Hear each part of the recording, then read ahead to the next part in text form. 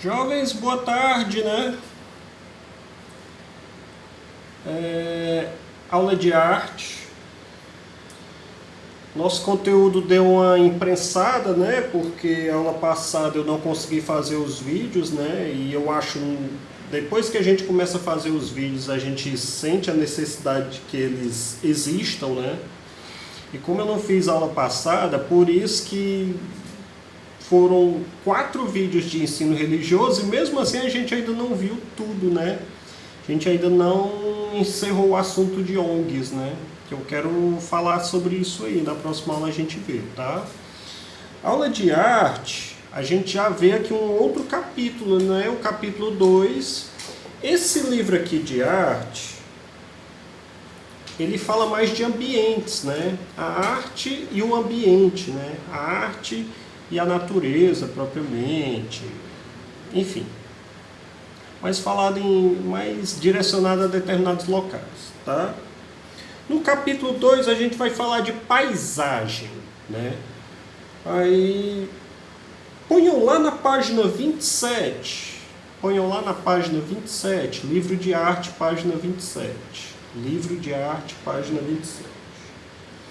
Lá na página 27 teve uma tarefinhazinha, né?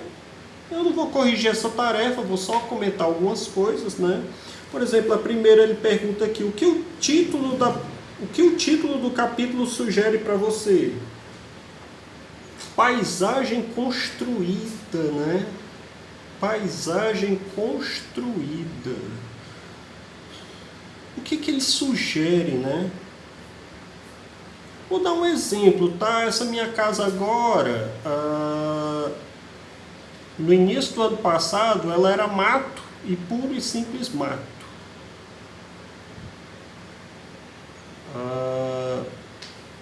Ou seja, nós, seres humanos, invadindo os ambientes dos animais, dos insetos, das plantas, principalmente das plantas, né? Nós somos vírus mesmo, né? Mas enfim.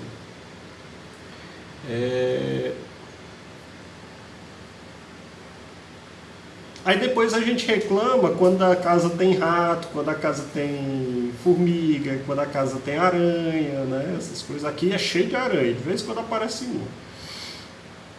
E a gente reclama, né? Ora, quem é que está invadindo? Quem foi que construiu essa paisagem, né? Nós estamos construindo essa paisagem de casas. Porque aqui, essas casas inteiras aqui, era tudo mato há 2 anos atrás. Não sei se vocês estão ouvindo aí um trator, né? É o trator limpando para fazer mais casas, né? Foram feitas 3 aqui, 2 aqui, estão terminando uma. Já foram feitas quase que 6 casas, ainda vão fazer mais. Eu estava vendo uma família aqui, aqui do lado, no final de semana, já vendo o ambiente em que eles vão morar, né? Onde foi tudo limpo, aquela coisa. Então é assim, que paisagem construída é essa, né? É a paisagem construída por nós, dentro desse sistema capitalista, dentro dessa especulação imobiliária, né?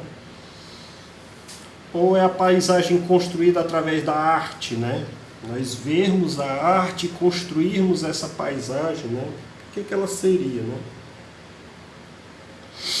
Aí a segunda questão ela é bem interessante, né? Quando falamos em pintura de paisagem, quais imagens vêm à sua mente? Se eu pedisse assim para vocês, gente, pintem uma paisagem aí bem bonita, o que vocês pensariam, né? Paisagem bem bonita. Tenho quase certeza que alguém pensaria assim, um horizonte, os coqueiros, um sol, pássaros, né? A gente sempre pensa a natureza, né? Mas a gente nunca pensa cidade, né? Aqueles arranha-céus de concreto, aquela coisa. Né? É para se pensar, né? Pessoal, é o seguinte, vocês já devem estar se perguntando, professor, que texto é esse aí que o professor colocou? Né? esse texto aqui, tá? O Brasil holandês. Holandês. Como assim, professor? A gente não foi colonizado por portugueses, inclusive nós falamos a língua portuguesa. Que Brasil holandês é esse, né? Nós tivemos algumas tentativas de invasão, né? E invasões mesmo, tá? Os holandeses, eles não aceitavam que os portugueses teriam descoberto o Brasil, né? Porque o Brasil é muito perigoso a gente falar que o Brasil foi descoberto, né? Porque os índios, eles já moravam aqui, né? Foi descoberto por quem? Né? Nós já tínhamos cultura, nós já tínhamos língua, nós já tínhamos sociedades e vivíamos muito bem entre nós, né? De repente chegaram os portugueses, né? Essa raça que só veio para dizimar os índios. Eu tenho uma fala até um tanto crítica, um tanto polêmica, digamos assim, porque muita gente fala do racismo, né? Do racismo, de que o negro ele foi escravizado, foi o povo que mais sofreu. Eu não sei se ele foi o que mais sofreu, porque eu acho que os índios têm em si talvez o povo que tem, talvez, e aí são questões de analisar, de você ver estudos, essa coisa toda, enfim. Você vê se não foi a etnia que mais sofreu com a invasão dos europeus. Né? Invasão, não foi descoberta, invasão. Tá?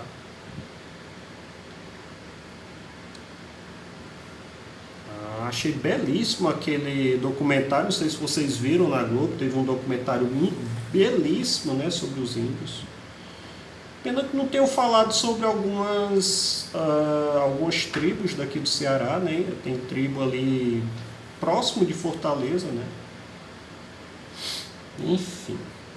E quase todos os nomes de cidades aqui do Ceará, quase todos os nomes são nomes indígenas, né? Por exemplo, Quixadá é um, Quixeramobim é outro, Caucaia, Canindé, por aí vai. Todos são nomes indígenas, né? Então, professor, que Brasil holandês é esse? É porque os holandeses, eles não concordavam com a invasão dos portugueses. Eles que queriam invadir, né? Talvez tivesse sido menos ruim, tá? Porque os holandeses, eles eram mais, como é que eu posso dizer? Mais mente aberta, tá? Não à toa que quando eles invadiram Recife e Olinda, eles invadiram Pernambuco. A bandeira de Pernambuco, tá, gente, tem alusões ao período que os holandeses estiveram por lá, tá? Foram quase 40 anos, tá? Eu acho que eles explicam aqui nesse texto. Vamos ler esse texto, o Brasil holandês, de 1637 a 1644. Acho que não foi só tão pouco tempo não, tá? Em 1580, o rei da Espanha, Filipe II, invadiu Portugal, colocando o país sob o domínio espanhol até 1640. Portugal ficou sem rei, tá, gente? Não havia descendentes, só havia mulher. E naquela época, numa sociedade machista, a mulher tinha que casar com um rei, tá?